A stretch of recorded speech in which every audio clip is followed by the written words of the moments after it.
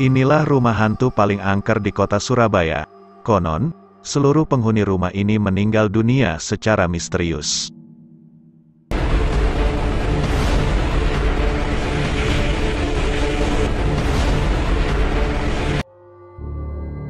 Halo para sobat TV Kuno. Apakah kalian pernah mendengar sebuah cerita yang berkisah tentang sebuah keluarga yang semuanya meninggal dunia tanpa tersisa satu orang pun? Jika pernah, apa kalian percaya jika ternyata cerita itu memang benar adanya? Jika kalian ingin mengetahui cerita sebuah keluarga yang meninggal semua tanpa tersisa satu orang pun, maka di dalam video pembahasan kita kali ini, TV Kuno akan membahas tentang sebuah rumah di kota Surabaya, yang dimana seluruh penghuninya telah meninggal dunia tanpa tersisa satu orang pun, sehingga rumah itu kini disebut sebagai rumah hantu paling angker di Surabaya, yaitu Rumah Hantu Darmo.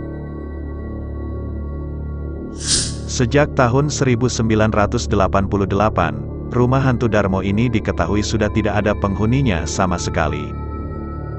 Rumah yang beralamat di Jalan Puncak Permai 2 nomor 26, Kelurahan Tanjung Sari, Sukomanunggal, Kota Surabaya ini, mempunyai bermacam versi cerita horor yang tersebar di masyarakat sekitar.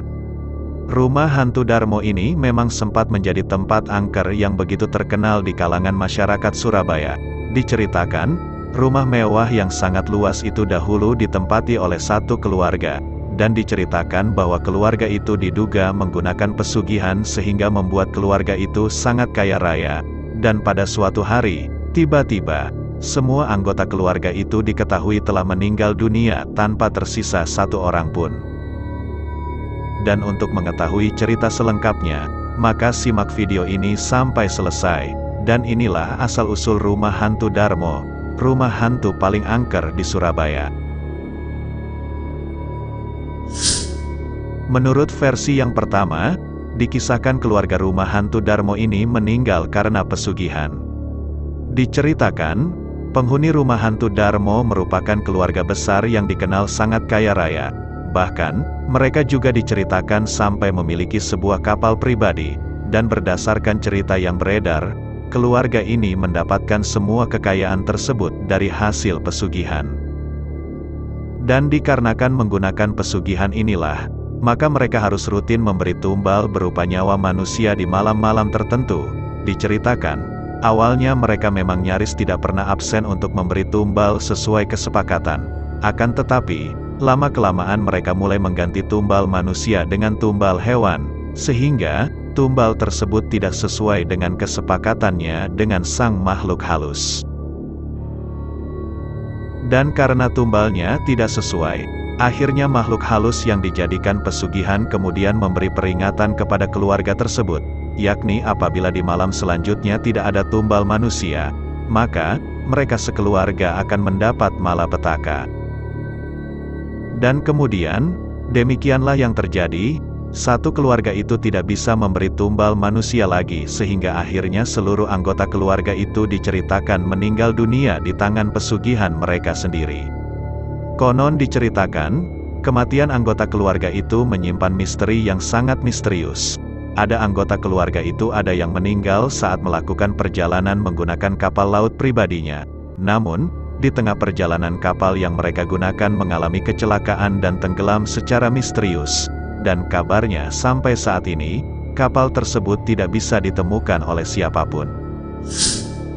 Dan ada pula, terdapat dua orang anggota keluarga lainnya yang tidak ikut dalam perjalanan kapal laut itu. Kedua orang itu yaitu satu bayi dengan satu pembantu rumah tangga.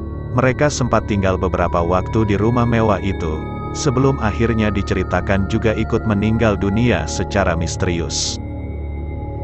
Di versi cerita lain, diceritakan bahwa, ternyata dua orang yang tidak turut ikut serta dalam perjalanan laut yang menewaskan sebagian besar anggota keluarga kaya raya tersebut, yaitu satu orang bayi dan seorang pembantu rumah tangga masih selamat hingga saat ini. Menurut cerita yang beredar, bayi yang kini sudah tumbuh dewasa itu, diketahui sering datang ke rumah tersebut setiap malam Jumat Kliwon. Namun orang itu tidak pernah turun dari mobilnya. Dia selalu meminta petugas keamanan untuk menabur bunga di kawasan rumah mewah tersebut. sebagian orang meyakini bahwa orang itu adalah sang pewaris rumah mewah yang kini menjadi rumah hantu yang dikenal sangat horor itu, Rumah Hantu Darmo. Dan di versi yang kedua, diceritakan ada sebuah keluarga yang juga dikabarkan seluruh anggota keluarganya ikut meninggal dunia, setelah mendiami Rumah Hantu Darmo ini. Diceritakan, setelah tragedi meninggalnya seluruh anggota keluarga yang mendiami Rumah Hantu Darmo ini, di kemudian hari, ada sebuah keluarga yang sempat menyewa rumah mewah yang sangat megah itu. Namun, pada suatu malam, ada sekelompok perampok yang membobol rumah mewah itu. Namun naas, para perampok itu ternyata juga membunuh semua anggota keluarga itu dengan sangat sadis. Dan menurut cerita, rentetan kisah tragis itu digadang-gadang merupakan sebuah kutukan untuk siapapun yang mendiami Rumah Hantu Darmo ini, sehingga pada akhirnya, sejak saat itulah tidak pernah ada lagi yang berani membeli ataupun menempati Rumah Hantu Darmo yang sangat mewah nan megah tersebut, setelah rentetan kejadian seluruh anggota keluarga yang mendiami rumah tersebut meninggal dunia. Dan pada akhirnya, kini keberadaan Rumah Hantu Darmo begitu terkenal di kalangan pencinta cerita horor dan uji nyali di seluruh Indonesia, sehingga tempat itu kini dijadikan sebagai objek wisata horor bagi masyarakat yang suka dengan nuansa horor dan mistis. Dan kini, warga yang mengunjungi Rumah Hantu Darmo datang dengan berbagai motivasi.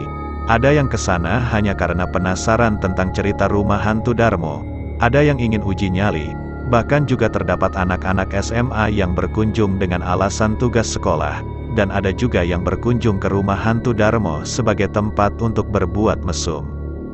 Dan dalam 3 tahun terakhir, Rumah Hantu Darmo sampai dijadikan sebagai spot untuk berfoto-foto, dikarenakan juga setelah boomingnya penggunaan aplikasi TikTok dan YouTube, dan kini semakin banyak muda-mudi yang berdatangan untuk sekedar membuat konten video di sana. Dan selain itu, ada juga sekelompok orang yang menjadikan Rumah Hantu Darmo ini untuk hal-hal yang bersifat supranatural, termasuk diantaranya merupakan para pencari gaman pusaka sampai ada juga yang datang untuk mencari pesugihan. Nah itu dia misteri dan asal-usul tentang tempat paling angker di Surabaya, Rumah Hantu Darmo. Apa Sobat TV Kuno ada yang pernah mampir ke sana saat berada di kota Surabaya? Jika pernah, bagaimana kesan kalian saat berada di sana?